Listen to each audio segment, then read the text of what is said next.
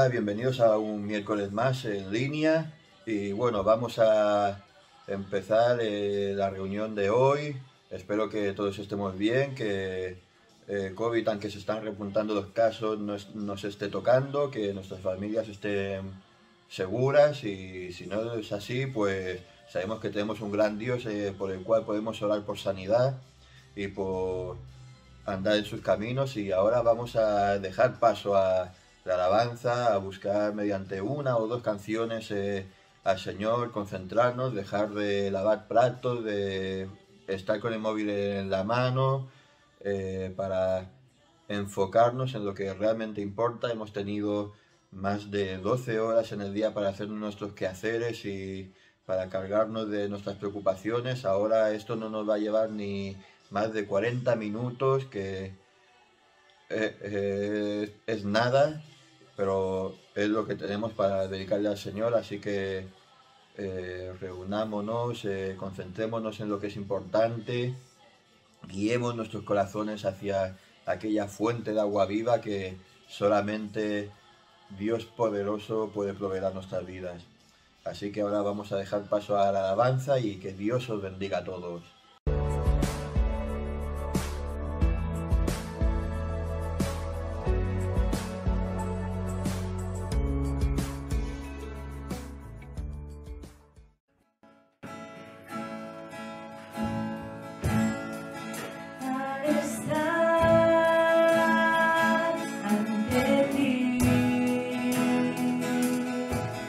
Adorando frente al mar de cristal.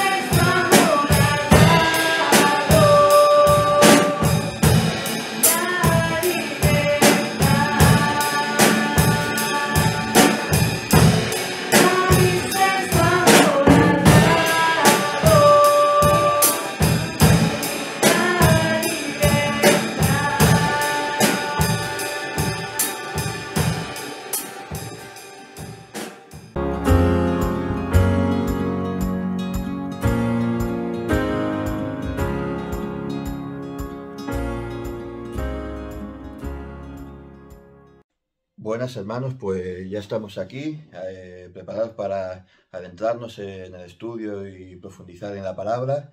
Y bueno, hemos visto hace unos días atrás, bueno, unos días, que pues, se puede decir también meses tranquilamente, la historia de Moisés, cómo empieza su ministerio, cómo empieza su vida. Hemos visto cómo libra de la esclavitud a su pueblo. Luego tenemos en el libro, gran libro de Josué, si lo leéis en vuestras casas veréis que es apasionante. Veremos cómo en los primeros capítulos se nos narra la conquista de Canaán, y en los últimos capítulos la sección que tenemos es cómo se divide la tierra de Israel para cada tribu de los hijos de Dios. Sabemos que el propósito de Dios de no tomar la tierra completa de Canaán cuando Josué estaba vivo no era tanto la desobediencia de Josué como podíamos pensar, sino como se nos dice en Jueces 2, de 22 a 23, se nos dice que Dios quería probar con ellas a Israel para ver si procurarían o no seguir el camino del Señor andado en él, como lo siguieron sus padres. Por esto dejó el Señor a aquellas naciones sin arrojarlas de una vez, y no las entregó por manos de Josué. Y es que el Señor quería probar a su pueblo, a ver si le obedecerían, si seguirían sus caminos, si le serían fieles, guardando los caminos del Señor o no. Luego en el libro de Jueces, en el primer capítulo, en el 1 y en el 2, vemos que el pueblo tenía la necesidad imperiosa de un líder, de un rey. Vemos que el pueblo quería un representante físico de mando. El Señor dejó a la tribu de Leví para que fuese el encargado espiritual de la nación. Dios se puso como rey y señor de su pueblo y como el guía, pero se ve que para el pueblo eso no era suficiente por la fe tan variante que ellos, como muchas veces en nuestras vidas, demostramos, y en lugar de ir directamente a Dios mediante Jesucristo, pues usamos de consejos de hombres que están muy bien. Para Dios algo ha puesto a los líderes, pero también Dios quiere que nosotros tengamos comunión con Él. Y vemos que por la obstinación humana, al final Dios establece que sea Judá que vaya en cabeza a la batalla y que sea referente de la conquista. Vemos también como ese fracaso en el liderazgo, esa falta de mando que tenía el pueblo de Israel, se refleja a través de Jueces 17, versículo 6, y en todos los capítulos a partir de este, que se nos dice una y otra vez que en aquellos días no había rey en Israel y cada uno hacía lo que bien le parecía, o sea, vivían anárquicamente en la totalidad. Y al final todo esto conlleva a que Dios le daría un rey que sería un ejemplo de lo que todo hombre anhela en esta vida y busca. Y sabemos que fue Saúl y su reinado fue un fracaso, y Dios luego daría un rey conforme al corazón de Dios, conforme a lo que Él quería que fuese. Y ahí tenemos a David. Pero no avanzándonos ya para entrar en Samuel, sino nos vamos a quedar aquí en el libro de los jueces. Y en el libro de los jueces veremos que en los jueces que Dios es un Dios justo, que hace justicia y que da, del mismo modo que fue delante de ellos en Egipto, Dios les guardaría siempre que obedeciesen y le pusiesen a Él en primer lugar. En el capítulo 1 se nos narra las aparentes victorias, y digo aparentes porque se ve casi a la mitad del capítulo 1 el inminente fracaso que estaría por acontecer debido a los pactos que hacen con los enemigos. Vemos también como Dios hace justicia y juzga según sus obras a los reyes cananeos. Se nos narra que había un rey que a todos sus soberanos les cortaba los dedos de las manos y de los pies, los dedos pulgares, como señal de humillación y como señal de dependencia para dicho rey. Y a este rey al final, que tan carnicero, podríamos llamarlo, si fuese una película, el carnicero de Canaán, pues al final acaba probando de su propia medicina. El texto que vamos a ver hoy está en Jueces capítulo 2 del 1 al 17 y dice así: El ángel del Señor subió de Gilgal a Boquim y dijo, yo saqué de Egipto, y yo os introduje a la tierra la cual había jurado a vuestros padres, diciendo, no invadiré jamás mi pacto con vosotros, con tal que vosotros no hagáis pacto con los moradores de esta tierra, cuyos altares habéis de derribar, mas a vosotros no habéis atendido a mi voz. ¿Por qué habéis hecho esto? Por tanto, yo también digo, no los echaré delante de vosotros, sino que serán azotes para vuestros costados, y sus dioses os serán tropezadero. Cuando el ángel del Señor habló estas palabras, todos los hijos de Israel, el pueblo alzó su voz y lloró, y llamaron el nombre de aquel lugar Boquim. Y ofrecieron allí sacrificio al Señor, porque Josué ya había despedido al pueblo, y los hijos de Israel se habían ido cada uno a su heredad y para poseerla.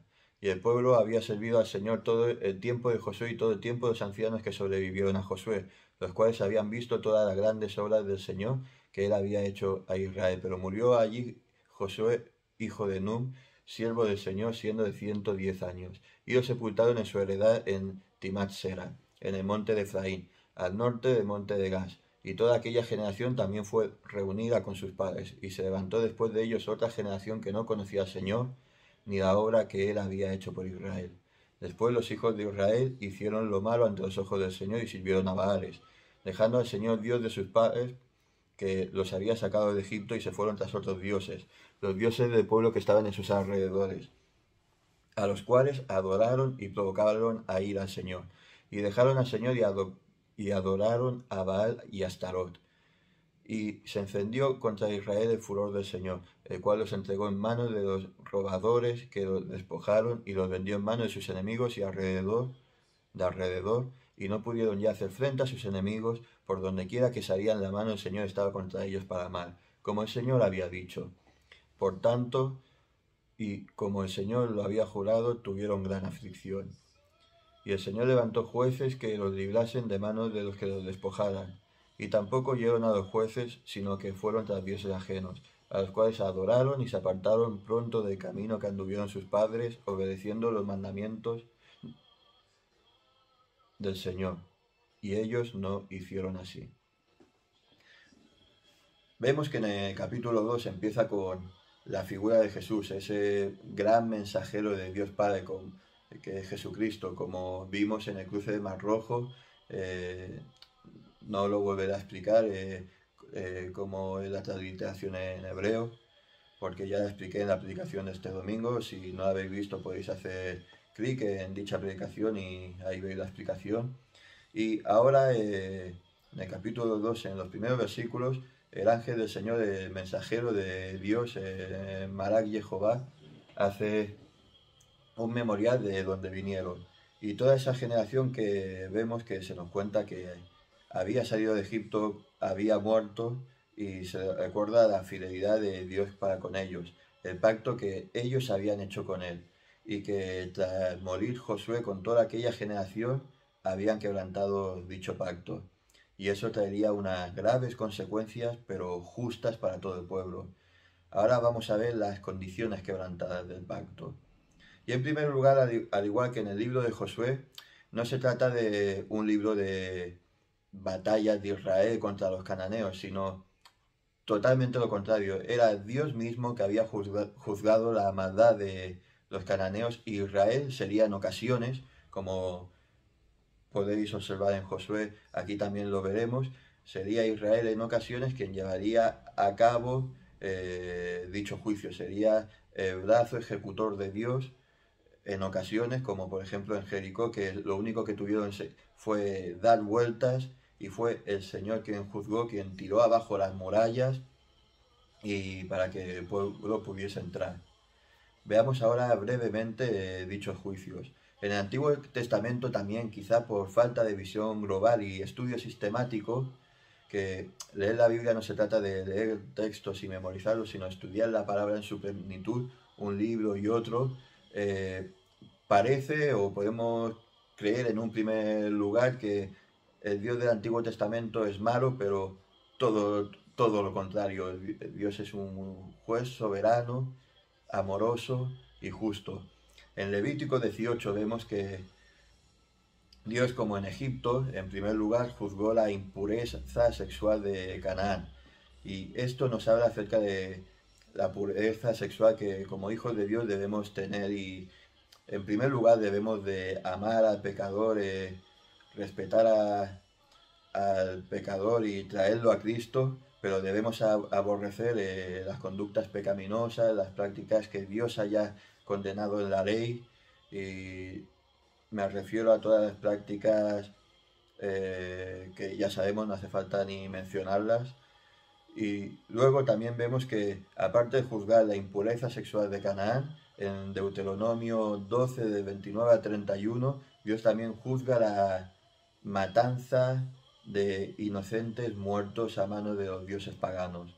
Dios juzga a sus dioses, como veréis en este texto, y en primer lugar porque Dios ama a los niños, Dios ama las vidas de los inocentes, y por lo tanto esto en nuestra vida también se puede aplicar en que Dios aborrece la matanza de niños. Dios aborrece prácticamente el aborto en todas sus formas, en todas sus maneras. Dios es quien da la vida y tanto la Biblia como la ciencia demuestran que desde que hay un código genético ya hay una vida en las manos. eh, esa vida es hecha imagen y semejanza de Dios, por eso en la Biblia se nos prohíbe una y otra vez matar premeditadamente.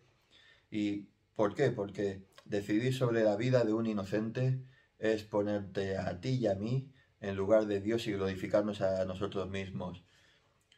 Se pueden poner medios antes del embarazo y si por desgracia al final aparece y una persona no quiere tener al niño, pues se pueden poner medios también después del embarazo a familias de acogida que quieren tener niños y no pueden, millones de cosas, pero jamás matar a un ser inocente.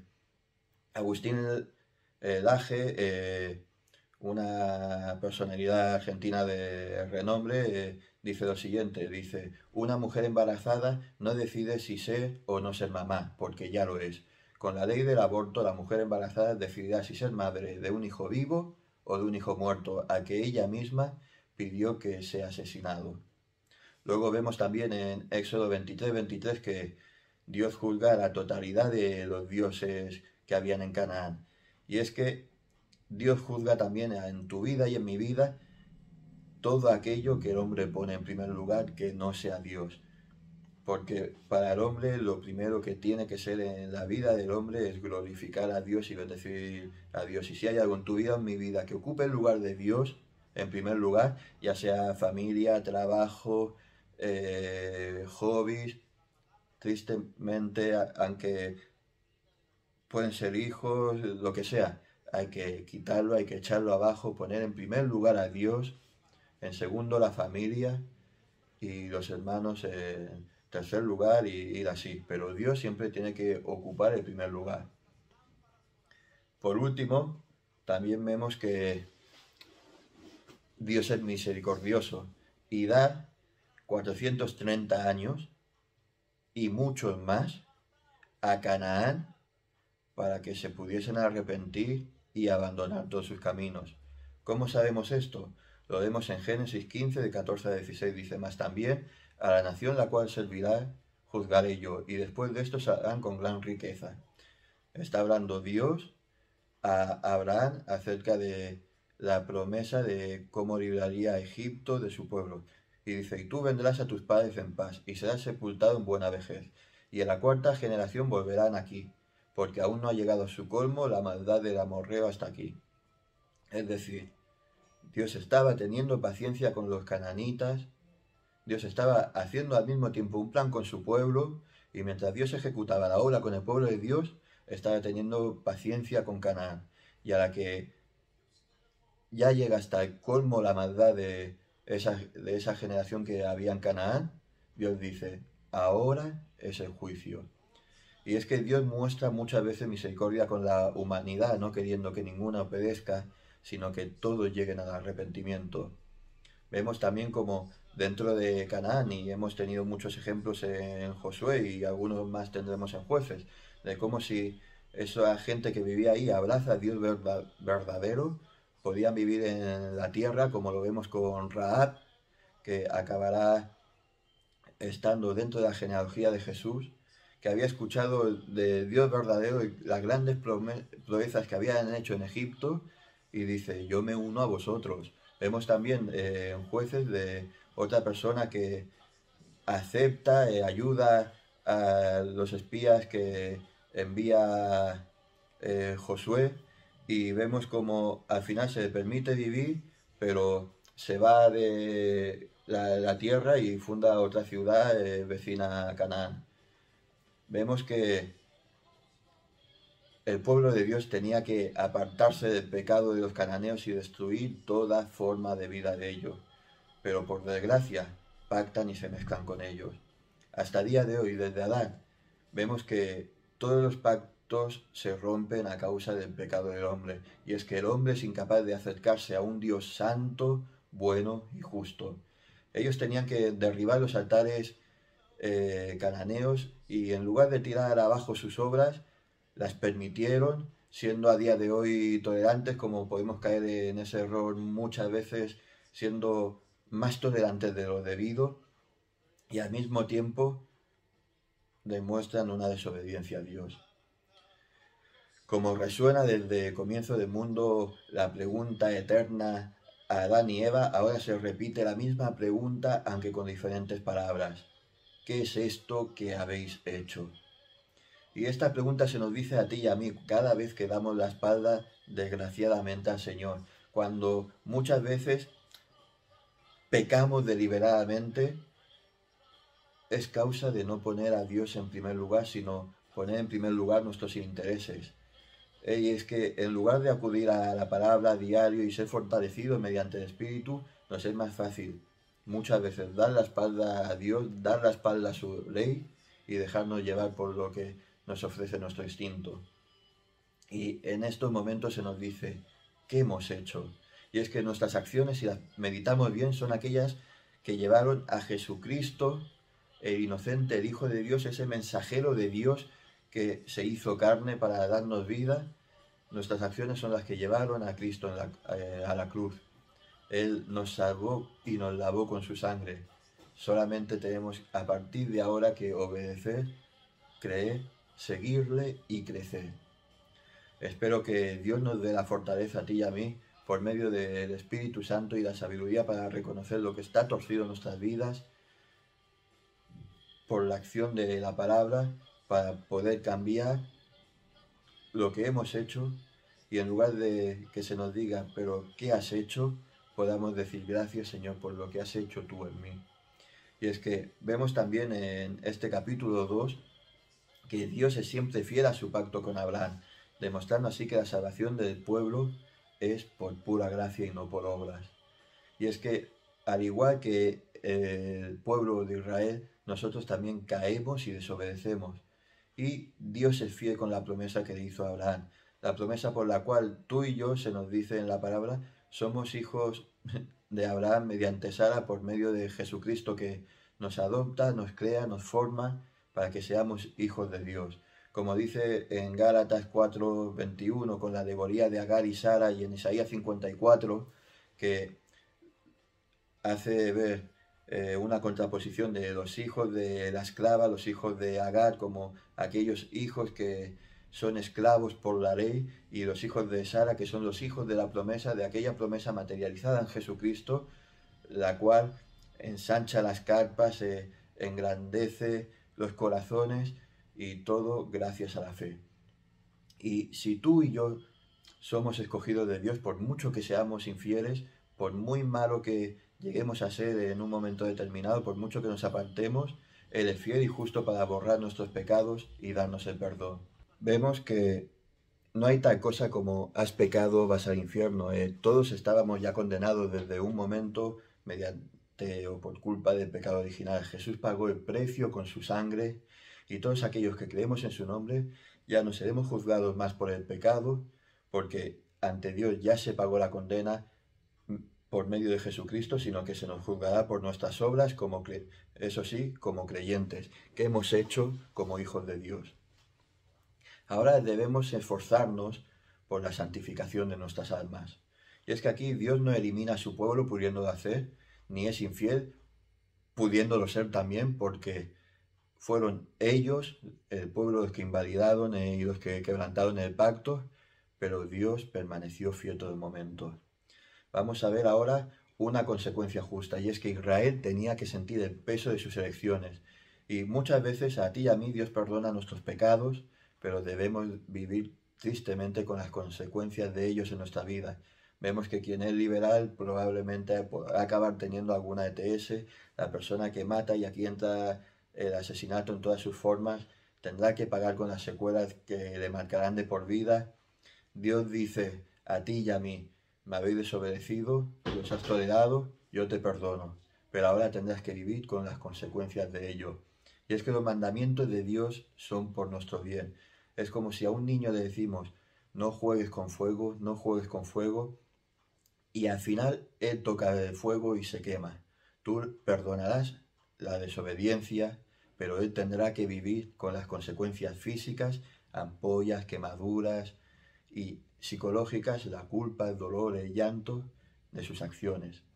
Y es que tristemente en el libro de Jueces puede ser en un principio el libro del creyente, salvo que a nosotros al final nos salvó de esa decadencia el grandioso Rey de Reyes que vino a nuestro encuentro.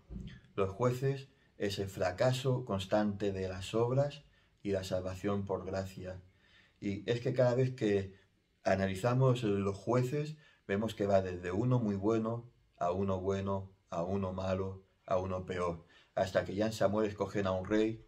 Y esto no le sorprende a Dios. Dios ya lo sabía en Deuteronomio 17, de 14 a 20.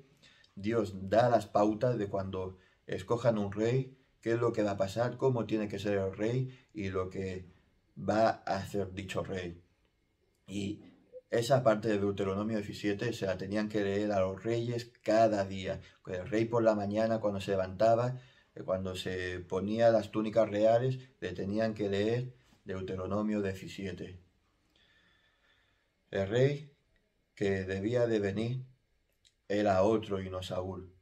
Y es que el rey que debía de venir al pueblo era Dios, era el que tendría que gobernar con mano fuerte a todas las naciones. Al final los jueces, en lugar de ser ejemplos de lo que Dios quería, acabarían siendo ellos mismos los mejores representantes de las obras y vidas del pueblo, siendo ellos un ejemplo tristemente de su decadencia moral y espiritual. La explicación del fracaso, el libro acabará siendo una explicación del fracaso del pueblo, del fracaso del hombre para acercarse a Dios. Y al final se les insta a poner un rey sobre ellos debido a la queja constante, como he dicho del capítulo 17. Nosotros, gracias a Dios, dejamos atrás el intento de acercarnos a Dios por nuestros méritos, porque eso era imposible. Como en el libro de Jueces, acercarnos a Dios por nuestras obras es estar condenados al fracaso, y debido a la acción conciliadora de Jesucristo, pudimos encontrarnos con Dios, con nuestro auténtico Rey, y dejarnos guiar por Él. Ahora veamos el triste ciclo de los jueces muy brevemente. Y esto puede ser también un reflejo de nuestro estado espiritual, y va bien saberlo también para saber dónde nos encontramos y quizás nos sirva de un estímulo para salir de esa espiral catastrófica que aquí se encuentra. Vemos en primer lugar que se nos dice que se olvidan de Dios, y es que cuando Josué y su generación vivía, todo el pueblo servía al Señor, lo vemos en los versículos del 7 al 10, pero cuando esta generación murió, cayó la desgracia sobre ellos. Y esto nos tiene que llevar a la reflexión de preguntarnos el por qué se olvidaron de Dios. En el propio versículo 10 nos da la respuesta. Jueces 2:10 dice: y toda aquella generación también fue reunida con sus padres, y se levantó otra después de ellos que no conocía al Señor ni la obra que Él había hecho por Israel. Y esto nos lleva a considerar dos aspectos. En primer lugar, la responsabilidad de los padres sobre los hijos. Y la palabra de Dios es clara, no cambia, y su misión y su mensaje continúa hoy en día en nuestras vidas. Los líderes van y vienen como los jueces, pero la obra de Dios continúa ejerciéndose en el ser humano por la gracia de Jesucristo. Y nosotros tenemos la responsabilidad de expandir su mensaje, primero en los de casa, como vimos en Moisés con la circuncisión de su hijo, que el juicio de Dios empieza por nuestra casa y luego el ministerio se expande a los demás. Y es que mientras seguían vivos los que tenían presentes a Josué, el pueblo fue fiel, pero no siguieron las instrucciones que Dios les había dado. En Deuteronomio 6:4 está el fantástico Shema que se pasa de los padres a los hijos. Shema Israel, Jehová Eloheinu, Jehová Echad, que dice así en el español: Oye Israel, el Señor nuestro Dios, el Señor uno es. Y si leemos y no nos paramos aquí, vemos la gran obligación. Y amarás al Señor tu Dios con todo tu corazón, con toda tu alma y todas tus fuerzas. Y estas palabras que te mando yo hoy estarán sobre tu corazón, las repetirás a tus hijos y hablarás de ellas estando en tu casa, andando por el camino y al acostarte cuando te levantes. Y aquí se ve la obligación claramente que tenían los hombres de transmitir el mensaje del Evangelio a sus hijos y luego a su alrededor. Y luego también vemos las mismas instrucciones mucho antes en Abraham con los deberes paternos. En Génesis 18:19 dice: porque yo sé que mandará a sus hijos y a su casa después de sí, que guarden el camino del Señor, haciendo justicia y juicio para que hagan venir al Señor sobre Abraham lo que ha hablado acerca de él. Y es que, tristemente, vemos que después de la generación de Josué no se acordaron ni del Señor ni de la ley. Y eso demuestra el gran fracaso de aquella generación que amaba a Dios. Fueron descuidados y desobedientes. Amaban al Señor, pero al mismo tiempo no le obedecían. Y en nuestras vidas también suele pasar. Podemos observar, o a lo mejor puede ser nuestro caso, de muchos padres que aman a Dios, van a la iglesia, pero no educamos a nuestros hijos, no los llevamos a la escuela dominical, no les instamos a estudiar la Biblia en un seminario, en un discipulado, no les hacemos, que la responsabilidad nuestra, no de los demás, no les hacemos devocionales en nuestras casas. Y luego vemos que muchos de los males de la iglesia es causa de la negligencia de los padres al no enseñar la ley de Dios a sus niños.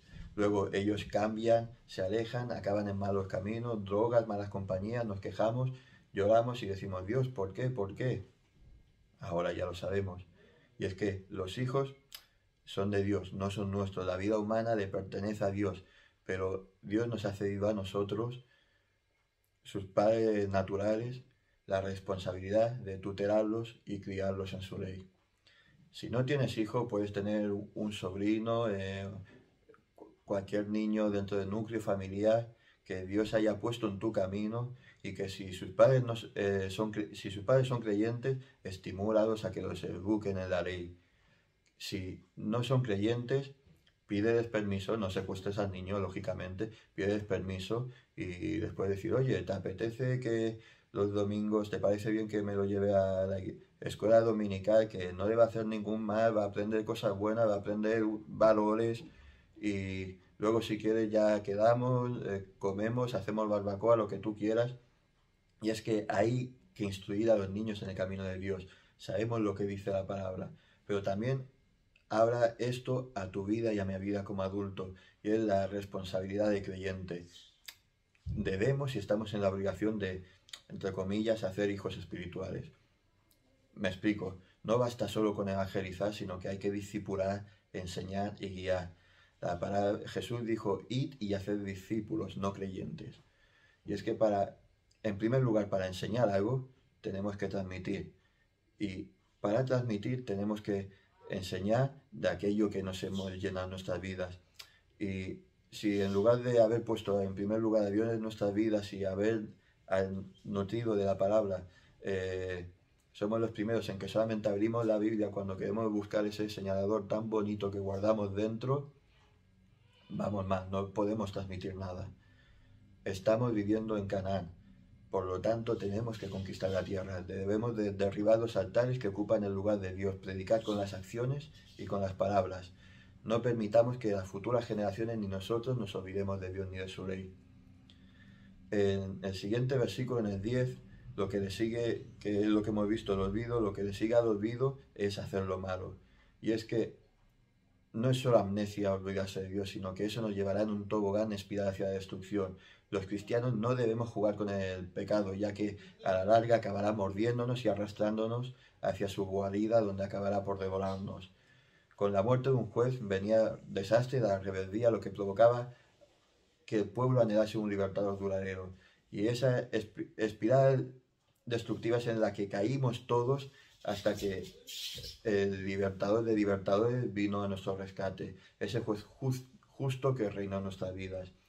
Démosle a Dios el lugar que debe en nuestros corazones, quitemos todos nuestros ídolos y démosle a Dios nuestras totalidades. De lo contrario, acabaremos postrados ante el pecado y provocando la disciplina del Señor en nuestras vidas. Vemos que el pueblo de Dios clama, y es que Dios los entrega a saqueadores y a los malos que ellos permitieron en la tierra que debían limpiar. Y esto nos lleva a reflexionar sobre qué espacios hemos de limpiar en nuestras vidas. Tenemos que limpiar lo que vemos, limpiar nuestras compañías, nuestros deseos. Si no nos limpiamos de todo aquello que Canaán nos ofrece después de haber salido de la esclavitud de Egipto, somos culpables de lo que nos pase. Y es que Dios permite que ya no puedan hacer frente a sus enemigos por sus propias fuerzas, y Dios los entrega al delirio pecaminoso para que se den cuenta de lo bajo que han caído. Se podría decir que sufren las consecuencias de su pecado, como hemos visto, pero es aquí donde nosotros, como hijos de Dios, podemos clamar a Dios por salvación. En el Salmo 34:4 dice: buscad al Señor y Él me oyó y me libró de todos mis temores. Y es que vemos a partir del versículo 16 que el Señor salva y nos levanta del hoyo, y Dios es fiel, y esa esperanza se muestra a lo largo de toda la eternidad. Y es que el líder humano jamás será suficiente para librar al pueblo del pecado. Solamente Dios es capaz de rescatar a un pueblo obstinado. Del mismo modo que si caemos tú y yo, abogado tenemos para con el Padre a Jesucristo el justo. Y es que el Señor es nuestro único Salvador. Y nuestra incapacidad de obedecer la ley es la que nos guiará al final a nuestro único juez justo y a nuestro único Rey, que es Jesús. En Gálatas 3:24 nos dice: así que la ley vino a ser nuestra guía encargada de conducirnos a Cristo, para que fuésemos justificados por la fe. Y aquí se muestra la necesidad que nosotros tenemos de un juez justo permanente en nuestras vidas, al igual que Israel tenía la necesidad de un juez justo permanente en las vidas. Para acabar, el ciclo que se repite del 16 al 23 nos llama a considerar y a reflexionar sobre qué vida queremos tener. ¿Queremos ser la buena generación o la generación perdida? En el 17 se nos dice que ni aun a los jueces escuchaban. Y la Biblia, la palabra de Dios, tiene que ser la jueza en nuestras vidas. Nos dice si caminamos en luz o andamos en el error. Debemos esforzarnos en ser santos. Dios es paciente y tiene misericordia, pero también es justo, como hemos visto. Hemos visto también que con el pecado no se juega, y hay que poner a Dios en primer lugar, y Él será fiel para perdonarnos de toda maldad. La palabra es la que lleva a la persona de Cristo por la acción del Espíritu Santo a nuestro único y verdadero juez y Rey. Si no conoces a la persona de Jesucristo, contáctanos mediante un mensaje, por redes sociales, visita nuestra iglesia, lee la Biblia, empezando por el Evangelio de Juan, por ejemplo, y lo más importante, invita a Jesucristo a tu vida. Invita a aquel que puede salvar de tu alma del fuego eterno, aquel que puede cambiar tu vida de pecado y darte una mejor vida. Oremos. Señor, gracias por todo que nos das, bendícenos, guárdanos, guíanos. Te pedimos que tu palabra se haga realidad en nuestros corazones y que tú nos sostengas, nos cuides y nos hables. Gracias por todo, en tu Hijo. Amén.